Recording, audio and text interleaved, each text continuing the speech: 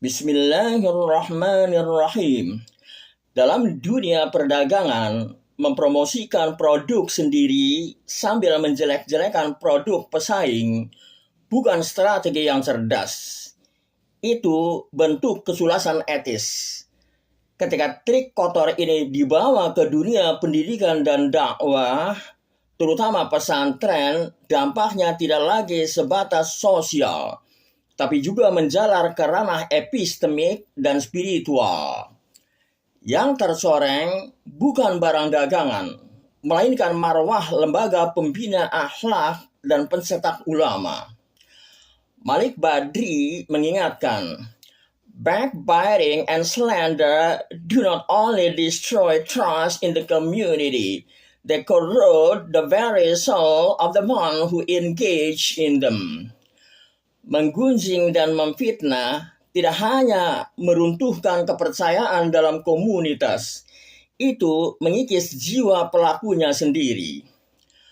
Manipulasi persepsi publik menjadi logika batin dari kejahatan ini. Alih-alih menunjukkan kualitas, pelakunya sibuk menurunkan reputasi pihak lain agar tampak unggul. Dalam epistemologi, ini disebut fallacy of false comparison, membandingkan dua hal yang tidak dapat dibandingkan secara rasional. Irving M. Copy menjelaskan dengan tegas dalam bukunya Introductions to Logic. The fallacy of weak analogy occurs when the comparison is not strong enough to support the conclusion. Kesalahan analogi lemah terjadi ketika perbandingan tidak cukup kuat untuk mendukung kesimpulan.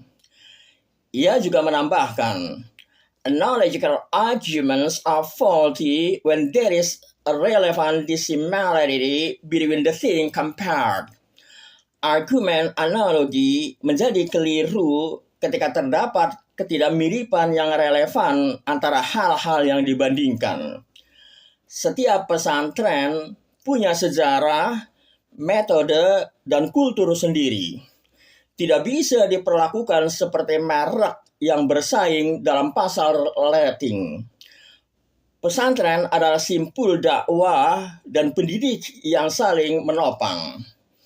Toha Abdurrahman menegaskan, speech loses its ethical value when its purpose is to diminish the dignity of the other rather than to manifest the truth. Pembicaraan kehilangan nilai etisnya ketika tujuannya merendahkan martabat orang lain, bukan menampakkan kebenaran. Immanuel Kant dalam Groundwork of the Metaphysics of Morals menulis, act in such a way that you treat humanity, whether in your own person or in the persons of any other, always as an end and never merely as means. Bertindaklah sedemikian rupa sehingga engkau memperlakukan manusia baik dalam dirimu sendiri maupun orang lain sebagai tujuan dan bukan semata-mata alat. Dalam konteks ini, menjelekkan pesantren lain demi promosi berarti menjadikan lembaga lain sekadar alat peninggi reputasi. Padahal yang dikorbankan adalah martabat kolektif keilmuan umat. Warisan filsafat Islam menawarkan prinsip etika sosial yang sejalan. Ibnu Miskawi berkata, as-sadiqu huwa alladhi yatlubu lakal khaira kama yatlubuhu li nafsih. Sahabat ialah ia yang menginginkan kebaikan bagimu sebagaimana ia menginginkannya bagi dirinya sendiri. Jika persaudaraan di semua lingkar pertemanan harus dijaga, bagaimana mungkin dalam lingkar dakwah justru kesalingan itu dihancurkan? Dalam logika sosial, praktek ini menimbulkan collective cognitive dissonance. Nilai yang diajarkan akhlak, adab, ukhuwah bertentangan dengan perilaku sebagian pelaku dakwah yang haus panggung. Filsuf Muslim Abu Nasr Al-Farabi menegaskan, al-mududu la tastaqimu illa bita'awuni ahliha alal khairi.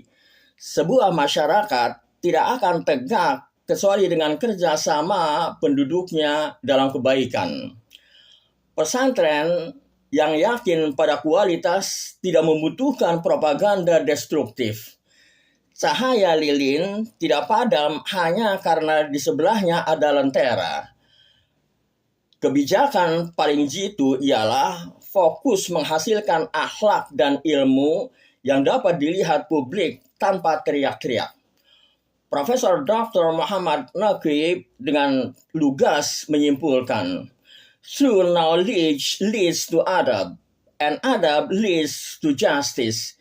Pengetahuan yang sejati menuntun kepada adab, dan adab menuntun kepada keadilan. Promosi yang sopan dan adil menunjukkan kedalaman ilmu.